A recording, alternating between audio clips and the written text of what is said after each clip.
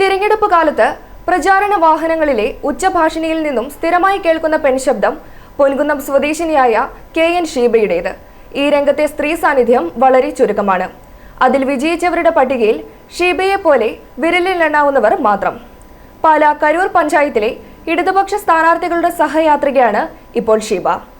നിങ്ങളുടെ ശബ്ദവും പ്രതീക്ഷകളുടെ മുഖവുമായിരിക്കുവാൻ നല്ല നാളേക്കായി നേരിന്റെ വടിയിൽ നാടിച്ച ശബ്ദമായി നമുക്ക് പറയാൻ, നമ്മളെ കേൾക്കാൻ നമ്മളിൽ ഒരാളായ അനസ്യ രാമന് തെരഞ്ഞെടുപ്പ് ചിഹ്നമായ അനൗൺസ്മെന്റ് കേൾക്കുന്നവർക്ക് അതിഷ്ടപ്പെടണമെങ്കിൽ ചില ഗുണങ്ങൾ കൂടിയേ തീരൂ. അക്ഷരസ്ഫുടതയാണ് ഇതിലേറെ പ്രാധാന്യം. പിന്നെ വേണ്ടത് പ്രത്യേക താളവും ആകർഷകമായ ശബ്ദവുമൊക്കെയാണ്. ഇതിനെല്ലാം ഷീബ വിജയിച്ചിട്ടുണ്ട്. ഷീബയുടെ ഈ മൈക്ക് അനൗൺസ്മെന്റ് തുടങ്ങിയിട്ട് കാലങ്ങളായി. തിരഞ്ഞെടുപ്പ് കാലത്ത് ഷീബയുടെ ഈ മിന്നുന്ന പ്രകടനം തുടങ്ങിയിട്ട് 2 പതിറ്റാണ്ടിലേറെയായി. ഗ്രാമ, ബ്ലോക്ക്, ജില്ലാ പഞ്ചായത്ത് തിരഞ്ഞെടുപ്പുകൾക്കും നിയമസഭാ, ലോക്സഭാ തിരഞ്ഞെടുപ്പുകൾക്കും ഷീബ പ്രചരണം നടത്താറുണ്ട്. മറ്റുള്ളവരിൽ നിന്നും വിഭിന്നമായി തിരഞ്ഞെടുപ്പ് പ്രകടന പത്രികയിലുള്ള വിവരങ്ങൾ അധിഷ്ഠിതമായ വിവരങ്ങളാണ് ഷീബ പറഞ്ഞു പോകുന്നത്. ഇടതുപക്ഷ സഹയാത്രികയായ ഷീബ ഇടതുപക്ഷത്തിനു വേണ്ടി മാത്രമാണ് അനൗൺസ്മെന്റ് ചെയ്യുന്നത്. തിരഞ്ഞെടുപ്പ് പ്രചാരണത്തിന് മാത്രമല്ല, മറ്റു സാംസ്കാരിക പരിപാടികൾക്കും ഷീബ അനൗൺസ്മെന്റ് ചെയ്യാറുണ്ട്. കോട്ടയം ജില്ലയിൽ മാത്രമല്ല, സമീപ ജില്ലകളിലും ഇപ്പോൾ ഷീബയുടെ ശബ്ദം മുഴങ്ങി തുടങ്ങിയിട്ടുണ്ട്. ഞാൻ 1990 ആ കാലയളവിൽ നമ്മുടെ കേരളത്തിൽ സാക്ഷരതാ യജ്ഞം തുടങ്ങുന്ന ഒരു അവസരത്തിൽ സാക്ഷരതാ പ്രവർത്തകയായ 2 കാലുകൾക്ക് ചലനം നഷ്ടപ്പെട്ട റാബിയ ഈ അടുത്ത കാലത്താണ് മരണമടഞ്ഞത്. മലപ്പുറം ജില്ലയിലെ വെള്ളിനക്കുഴിയുടെ വെള്ളി നക്ഷത്രമായ റാബിയ നമ്മുടെ കോട്ടയം ജില്ലയിലേക്ക് കടന്നു വരികയാണ്.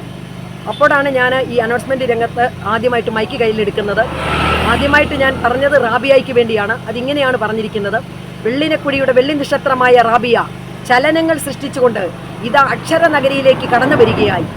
അങ്ങനെയാണ് തുടങ്ങിയത്. പിന്നെ പല സാംസ്കാരിക പ്രവർത്തനങ്ങൾക്ക്, അതുപോലെ തന്നെ ഇലക്ഷൻ കാലത്ത് തെരഞ്ഞെടുപ്പിന് വേണ്ടി പറയുന്നുണ്ട്. അത് പലയിടത്തു നിന്നും ജില്ല വിട്ടും സംസ്ഥാനത്തൊട്ടാകെ എനിക്ക് തോന്നുന്നു 7ഓളം ജില്ലകളിൽ ഇലക്ഷന് അനൗൺസ്മെന്റ് ചെയ്തിട്ടുണ്ട്. ഡോക്ടർ തോമസ് ഐസക്ക്, അതുപോലെ ജോയിസ് ജോർജ്, നമ്മുടെ പാലായിക്ക് വേണ്ടി, അതുപോലെ തോമസ് ചാടിക്കാടന്, എനിക്ക് തോന്നുന്നു നമ്മുടെ പാലായുടെ ഇപ്പോഴത്തെ MLA ആയിട്ടുള്ള ശ്രീ മാണി സി കാപ്പന് വേണ്ടിയാണ് ഏറ്റവും കൂടുതൽ 4 ടേമിൽ അനൗൺസ്മെന്റ് ചെയ്തിട്ടുള്ളത്.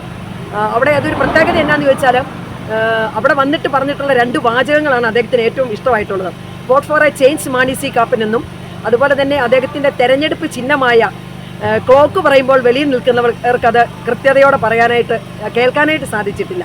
അങ്ങനെയായപ്പോൾ സമയസൂചികയായ ക്ലോക്ക് അടയാളത്തിൽ എന്ന് പറയുന്നത് അദ്ദേഹത്തിന് ഭയങ്കര ഇഷ്ടമായി. പിന്നെ ഒരു പറച്ചിലിൻ്റെ രീതി എന്ന് പറയുന്നത്, ഇപ്പം പറയുന്നത്, വളരെ വർഷങ്ങളായിട്ട് പറയുന്നത് സർക്കാരിൻ്റെ വികസന പ്രവർത്തനങ്ങളാണ് പറയുന്നത്. എതിർകക്ഷികളെ നമ്മൾ അധിക്ഷേപിക്കും, അങ്ങനെയുള്ള തരത്തിലുള്ള ഒരു പരാമർശങ്ങളോ വിമർശനങ്ങളോ ഒന്നും തന്നെ പറയാറില്ല. ബിസിനസ്സുകാരനായ ജോം ആന്റണിയാണ് ഭർത്താവ്. i4A ന്യൂസ് പാല.